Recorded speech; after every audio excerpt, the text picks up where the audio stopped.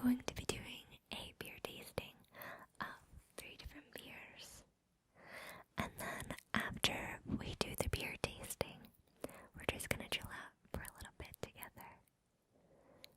The first 2 beers I've never had before. And the third beer is my favorite beer at the moment.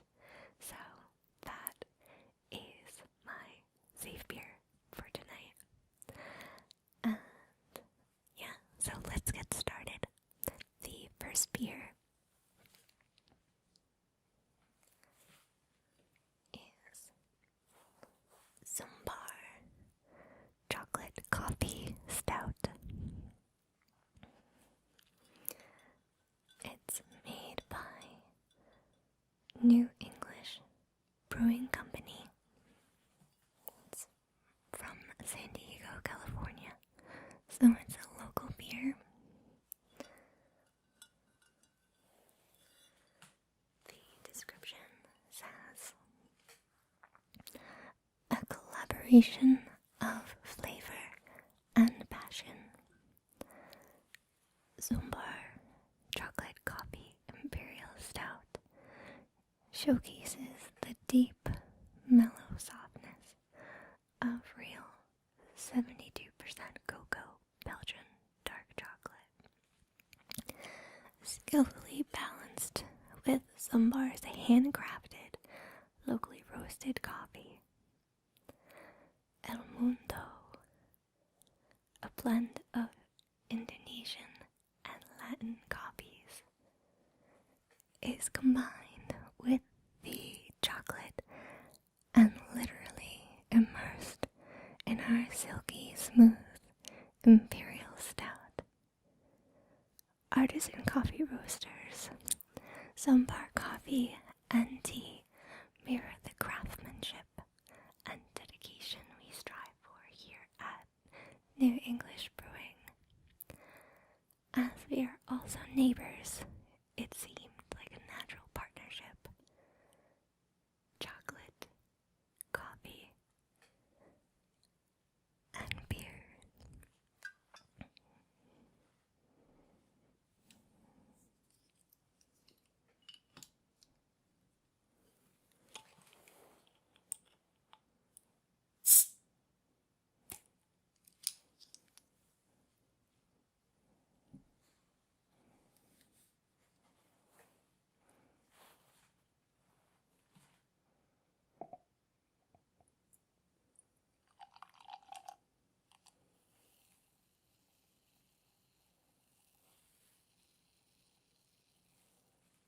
Pour a little more.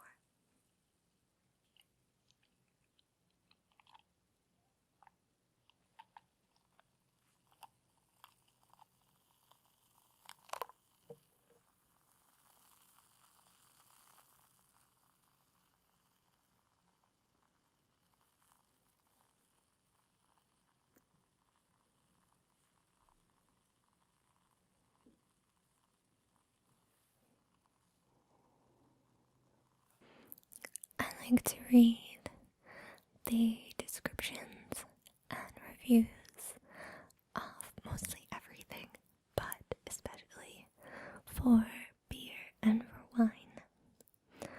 I took a wine tasting class years ago, and I realized that when someone describes what I should be tasting, then I'm able to taste it better and refine my palate to be a little more sophisticated. And then I took a beer tasting class, and I had the same experience that I could taste different qualities of the beer. So I looked up the beer reviews online, and I'm going to read them to you before I taste it to see if the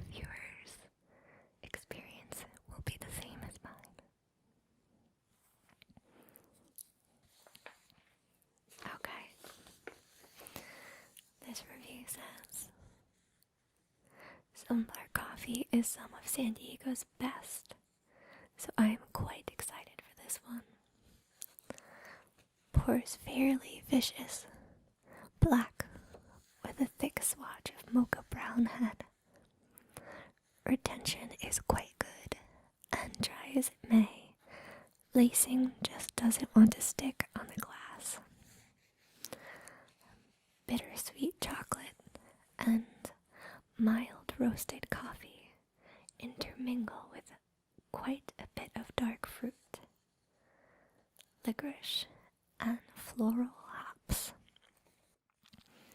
Less aroma than I imagined, a bit hot as well, but rather complex. Bready malt with toffee and dark fruit sweetness. Coffee roast flavors become prevalent near the end of the drink, rising intensely as the beer warms. Alcohol is present but adds to the flavor. It's 9.3% alcohol, so it is a little strong. I have a trick for these beers that if you save your wine cork, you can add it to these beers, so you don't have to drink them in one sitting if you're by yourself. And I was asked in another beer drinking video if I was really small or the beer was very big. I am not an elf. This is a very large beer. I guess someone asked me from a country where they don't have large beers like this, but it's pretty common around here. So, let me try this beer. I like beer and coffee, and I really like chocolate, so this should be good.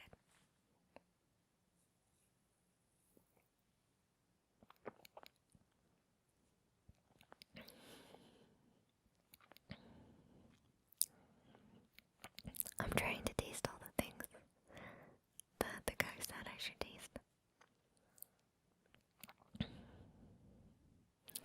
I taste the coffee more than anything.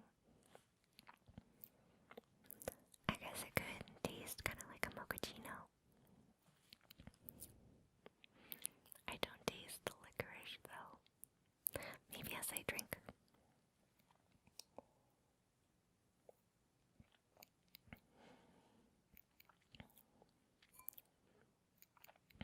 There's a lot of flavors. Definitely, it is quite complex.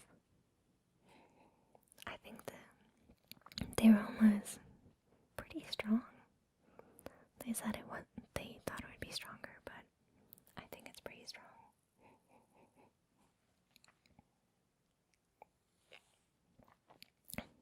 I think it's good. It's a good dessert beer. Or I guess it could be a breakfast beer too, like for Sunday brunch, since it has coffee in it. Okay, well, I'm gonna put this back here. And this back here. For our next beer. It has a silly name. I'm just warning you first. It's called Horny Devil by AleSmith Brewing Company. It's 10% alcohol, so it's stronger than the coffee. I got this beer not because of its funny name, but because the description sounds really great, and it's also a San Diego beer, and I've heard really good reviews from people. I was in a bar and it was on tap, and I heard people getting excited that they saw it on tap, so I wanted to try it. And it is a very striking bottle. It gets your attention in the store. Here. And champagne bottle. Okay, the description on the bottle says, it was the Small Brewing Company of the Year in 2008 at the Great American Beer Festival. I forgot to mention the Sambar chocolate also won an award. Let me see. It's the gold medal at the Los Angeles International Commercial Beer Competition. Yeah, it won the gold medal in 2013. So there's 2 award-winning beers from San Diego. Alright, so the description that sold me on this beer. Horny Devil is our interpretation of Belgian-style golden ale, brewed with authentic Belgian ingredients, including candy sugar and Trappist yeast strain. Its fruity and spicy aromas include notes of orange, banana, and peppercorn. Coriander seeds add refreshing citrus notes, which melt seamlessly with the beer's delicate malt sweetness. Horny Devil, it's hard to see it, finishes with a lively carbonation and a refreshingly dry finish.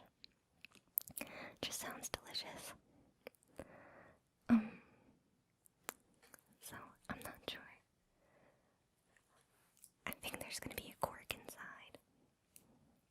I'm just gonna open it like a champagne bottle. So you take your wine knife.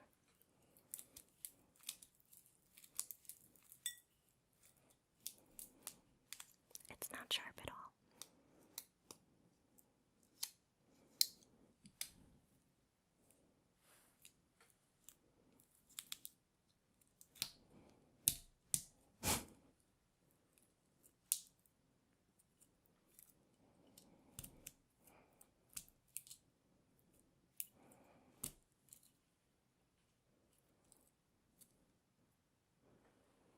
I don't know what's underneath this. I'm gonna just take the wrapping off the top. It's not a regular cork. Don't worry, it's really not sharp, but she always put the blade facing away. Oh. It's just a regular beer top.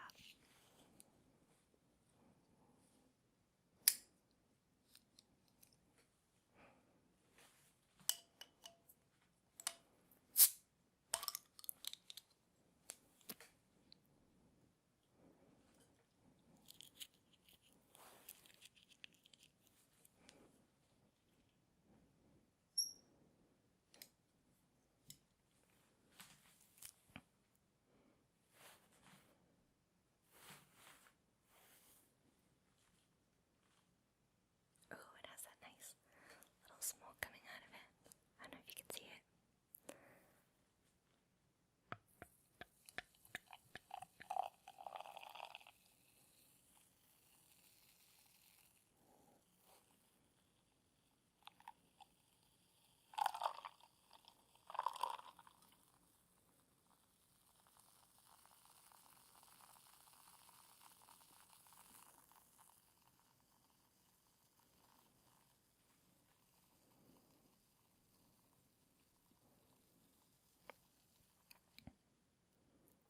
It's very bubbly. I like Belgian beers.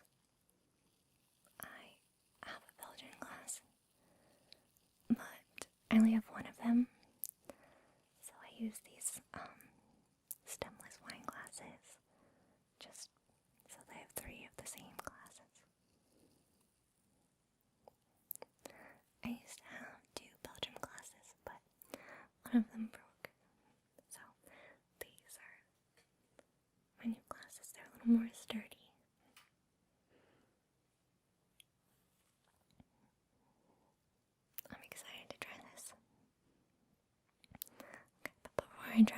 I will read the review.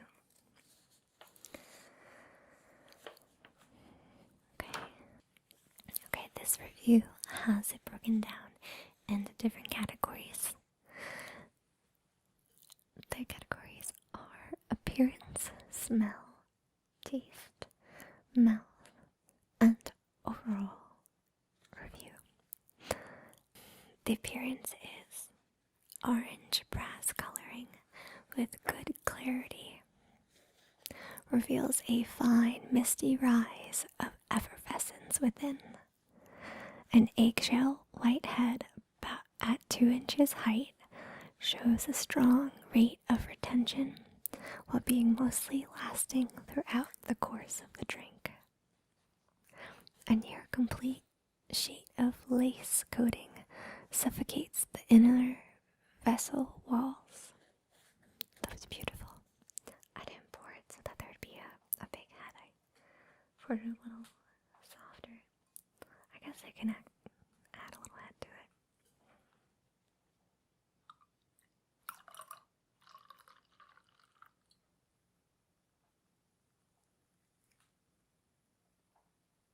A little bit more. Okay. The smell. The nose brought forth a touch of wet, limey grapefruit. Dry wheat grains with some sugary citrus. A bit of dry candy sugar sweetness and alcohol, followed by some dry Belgian yeastness upon warming.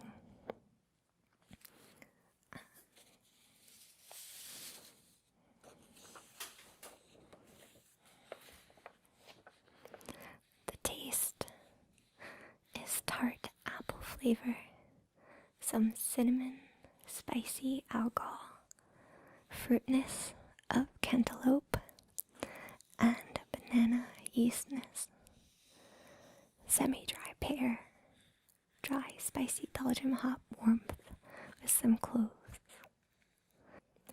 Things conclude with hints of soft lemony and woodsy pine pepper with a very delicate hop offering. The mouth is a frothy mouthful with a spicy warm hops and an alcohol glow. It's tart and lightly dry. Overall, it's a great Belgian ale. Spicy with dry hops and alcohol glow with a very delicate and balanced sense of hops and spiciness.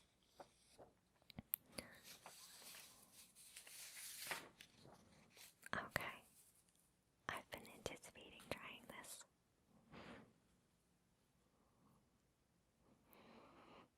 It smells very fruity.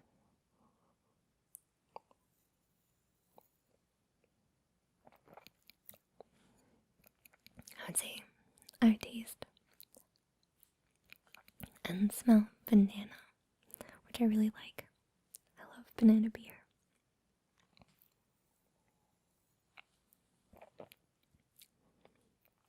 It is tart and there's effervescence. Very bubbly.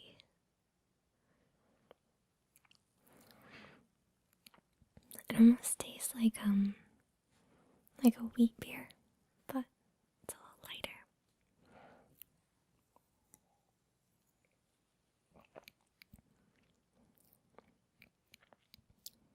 A little citrusy too. I would order this beer definitely. When I go out, I like to order wheat beers if they have it on tap. But since this is a little lighter, then it's better because it's not as heavy, which might make you sleepy sometimes. Sometimes wheat beer makes me a little sleepy if it's too heavy. That was great. I'm happy I got that, even though it's a silly name. Third beer is my favorite beer at the moment. I go through phases on which types of drinks that I like. depending on the season too, but this has been my favorite for a while, ever since I tasted it. It's the Peach Lambic by Lindemans. It's from Belgium, so this is the only beer out of the three that is not a local beer. But I got it because it would be a sure win for me. It's just a beautiful bottle. It looks like a wine bottle. You can see it says, and its little crest, B and L, and it has little peaches. They actually add peaches right to the beer.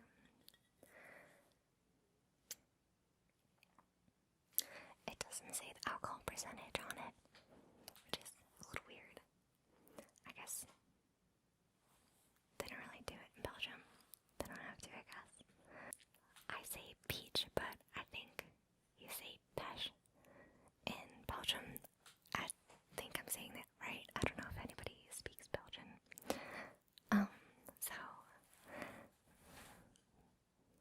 the bottle says Lindemans Pêche is a lambic made from local barley, a malted wheat, peach juice, aged hops, and wild airborne yeast.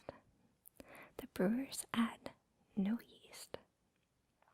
Rich aromatic peach balances wild yeast complexity. True lambics are brewed only in Belgium's Seine, I'm not sure if I'm saying that right, it's Senne, Seine River Valley, neighboring Brussels. Okay, this I can tell is just a little cap underneath.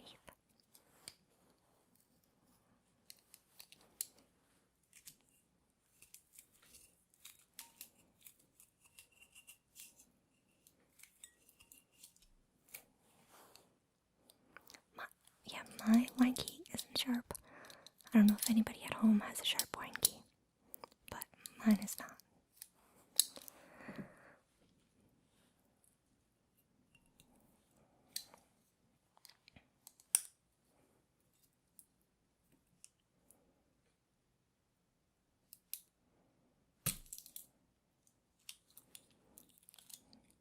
Oh, there is a cork on the inside there.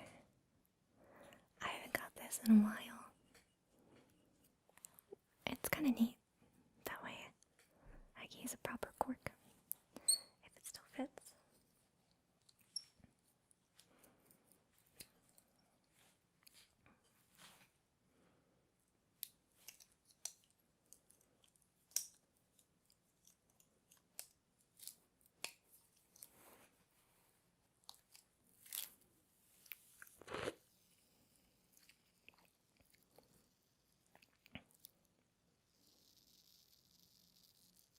It's very bubbly. I'm going to cut out the sound of when I opened it because it sounded like a champagne and it kind of exploded a little bit, but that's okay.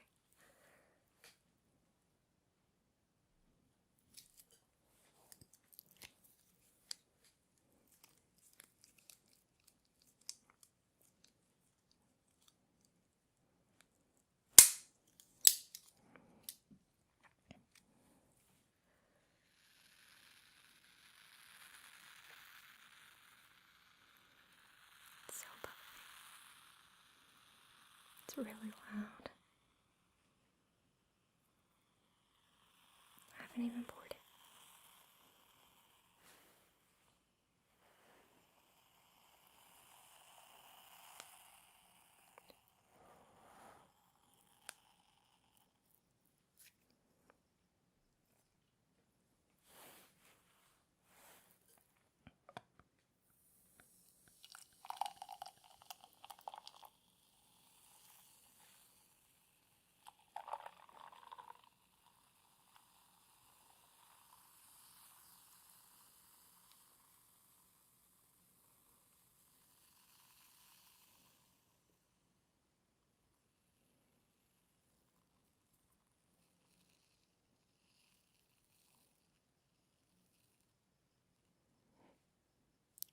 darker. Slightly foggier than our last beer. I'll put this here. Okay. The review says, like eating a perfectly delicious ripe peach. Great flavor. Very sweet lambic, suited, in my opinion, for dessert. I had it on a Valentine's Day. This is the most champagne-like of beers. The appearance is light body of wheat ale or cider with subtle effervescence and slightly hazy. A fizzy white head holds steady to half an inch of significantly creamy, clouding to the finger smear. The aroma is immediate peach, a basket in each nostril, with secondary apple and yeasty funk not polluting the overall experience. The palate is soft as flower petals, dry at its end, with some bubbly flourish, creamy, raisinly bodied for a lambic. The taste is a sweet and strong peach with a metallic tartness. Overall, it's a perfect complement to the levity of the day. Specialized flavor for occasions. It's slightly pricey but enjoyable right after a meal. I don't remember how much it was, but it's my favorite.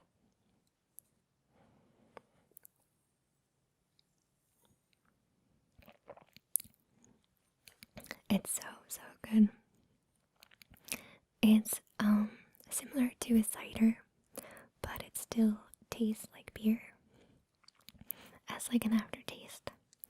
So it's good for people that don't usually drink beer, that drink cocktails or wine, and that still would like to try a beer and maybe move on to trying other beers. It's a good stepping stone beer. I just have a sweet tooth sometimes, so I'm just gonna chill with this. I'm gonna move the other ones to the side.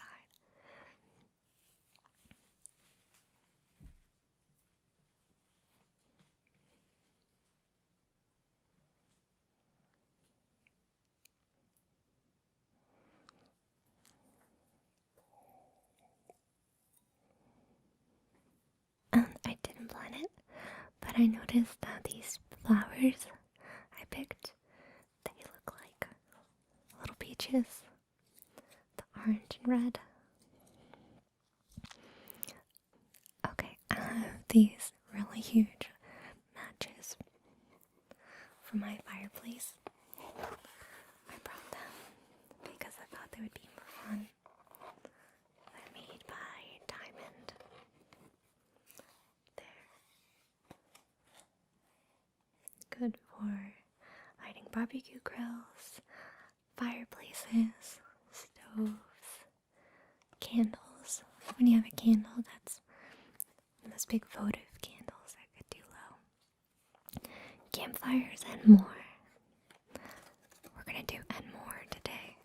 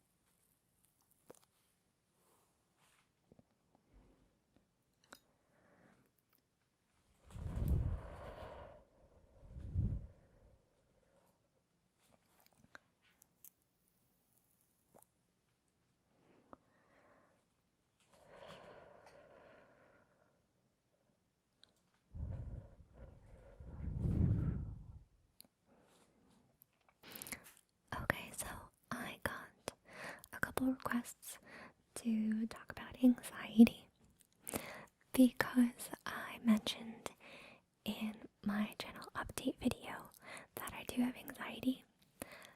I've been diagnosed with it for a while. Since I was 15, they diagnosed me. And what I can tell you is that everyone's anxiety is different in their own way. Just like there's all different types of people in the world, there's all different types. And it's a really wide sliding scale. And it's not always consistent, so it's very random. But I feel I can talk about something that is pretty common for people to experience second anxiety, and it's pressure from society to be in a certain place in your life at all different stages. That it's all different expectations at different points in your life, at different stages. And not that there's anything wrong with that if you want to follow those guidelines and expectations. But I just like to remind myself and remind other people that it's totally okay not to be at those stages that society thinks you should be at. It's instilled in us right when we start school that we're graded based on our peers and that there's competition in sports. I feel that the grading system shouldn't be comparing to other children. I feel it should be on that child's personal progress throughout the semester or the year, because that's really what seems fair to do. And because it's embedded in us at such a young age that it's really deep back in our subconscious, that even though we aren't happy with that mindset, it's hard to get the brain to stop thinking that way. And like being your own worst enemy and getting down on yourself if you're not at a certain level, and it's counterproductive, and it actually will not be helping you achieve your goals. It's good to have goals because it's fun to dream about things and keeps you looking forward to something, and it's just exciting. But it's not okay to put your happiness on hold before you reach your goals, just because you haven't gotten there as fast as you wanted. Because if you keep delaying your happiness until you reach your goal, then you'll get in the habit of just always putting it off. It's almost like procrastinating your happiness. And if you don't have your goals figured out yet, that's totally fine too. It's important to practice being content and harnessing your inner happiness, because that is the most important thing for you to pursue. They did a study where they asked a bunch of people that what their goal in life was, and everyone said that their goal was to be happy. And the interview asked them, why weren't they happy now? And they said because they had all these goals, like business or personal, physical, all these different goals, and that once they got to that point, then they would be happy. But the overall goal that everybody had was to be happy. So you have to realize that there's some kind, and you need to practice just accepting the chaos and find your sense of peace in the midst of everything. It's like a little eye of the tornado.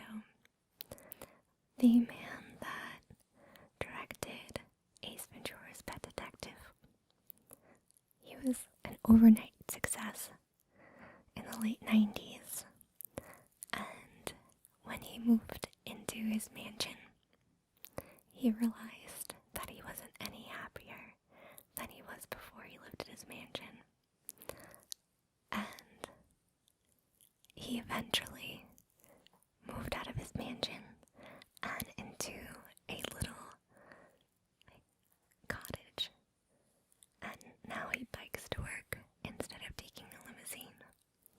And he's much happier than he was in his mansion. I grew up in a really rich area in northern New Jersey. My mother was a single mother, so she was always struggling, and we lived in little apartments. But there were really wealthy people in big mansions, like CEOs and inventors, really multimillionaires. And I went to school with their children. And I could tell you that very wealthy people still have the opportunity to have a lot of problems.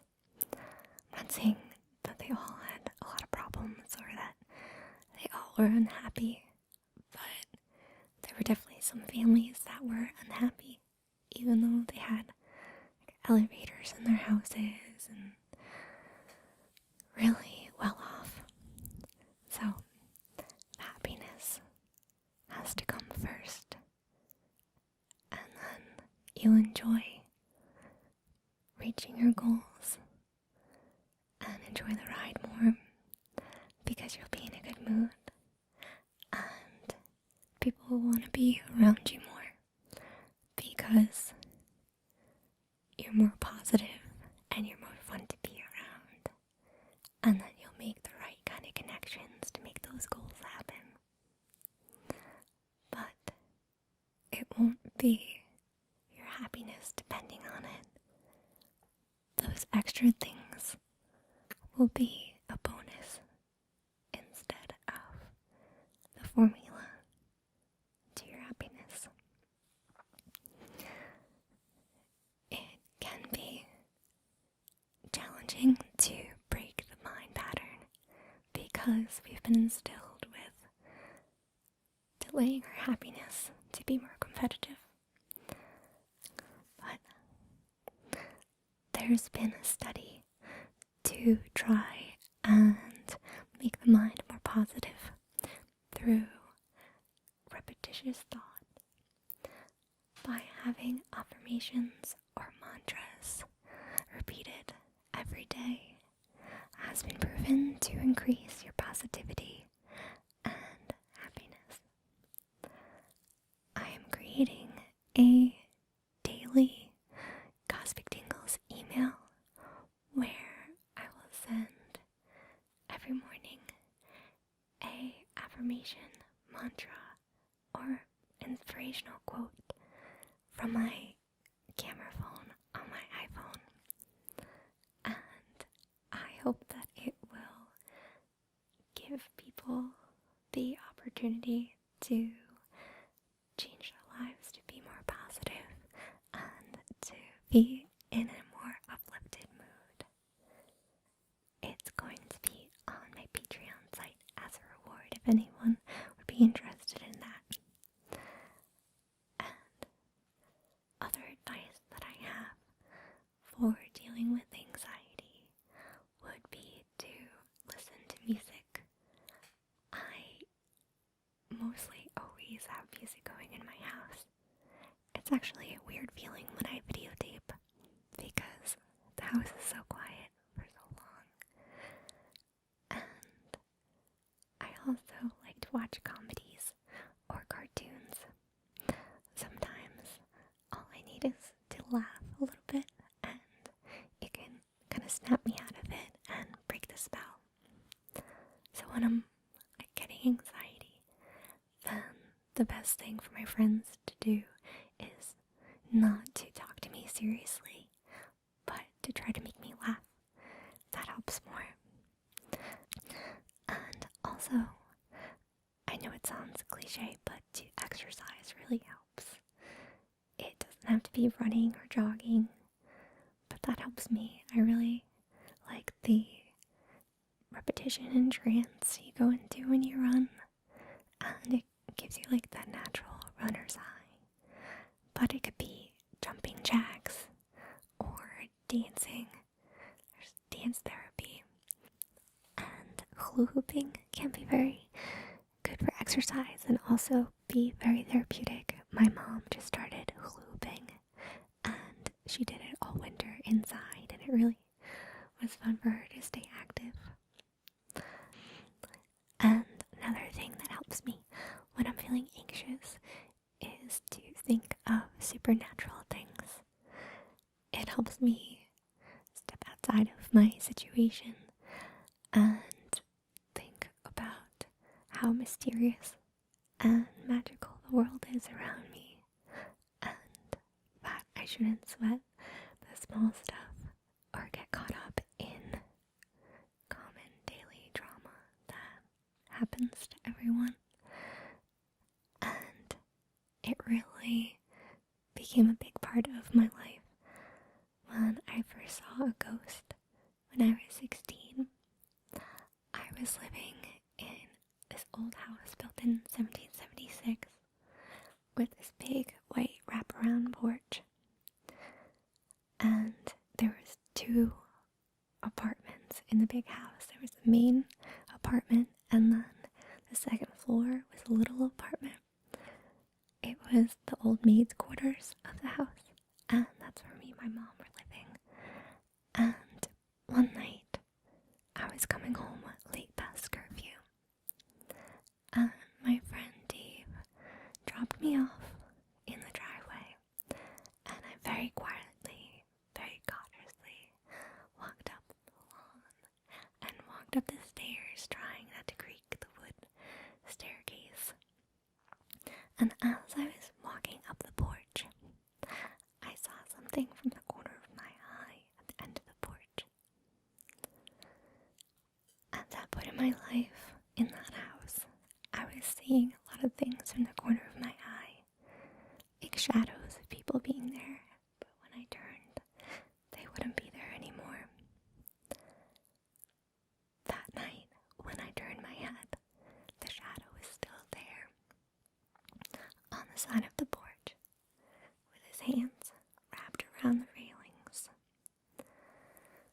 He looked as if he was a straight gray shadow just standing there, just a silhouette of a man, just a gray outline. And I know you're thinking, maybe I was mistaken, maybe it was, like a peeping Tom or a burglar, but the lights were on the front porch, and I would have been able to see a face from where he was standing. It was a tall porch. It was about this high, so it was a very tall figure, and they would also be standing very awkwardly in this big hedge. So when I looked and I saw it, I kind of like lunged and was like staring at it because I was just in shock. I couldn't believe my eyes. And when it saw that I saw it, it had its hands around the railing and moved from side to side like that, and then it dipped and went underneath the porch. I ran up the rest of the stairs so fast, slammed open the door. I didn't care how loud I was being or who I woke up. And I ran up the stairs into my room. And I didn't end up telling my mom. I guess I was maybe still worried about being home past curfew. I forget what the reasoning was, but I didn't tell my mom until the next day. And nobody believed me. My mom is very afraid of scary movies. She can't watch anything. And so she just didn't want to believe that something like that was happening. And the man that lived downstairs, he was the landlord. And he's lived in the house his whole life. And he was really skeptical of anything supernatural. And he didn't believe me at all. But when he talked to his sister a little while later, she confessed that when she was 8 years old, she saw the same exact figure at the top of the basement stairs, blocking her from leaving the basement when she was really little. It was a gray shadow figure of a man. And from that point on, everyone believed me. But there were a lot of things leading up to that night that were going on in the house. Noises that I was hearing and things moving around. So I wasn't completely surprised that I finally saw the ghost. I have a lot of encounters with ghosts and supernatural things. If you wanted to hear more about them, I could tell them in other videos, unless this is a little too scary for you to think about before bed. But I actually like thinking about it. It reminds me that the world is really magical and mysterious, and that there are interdimensional beings and so much more going on around us than we have any concept or idea. So that's what I have to say about that. I'm going to finish this beer.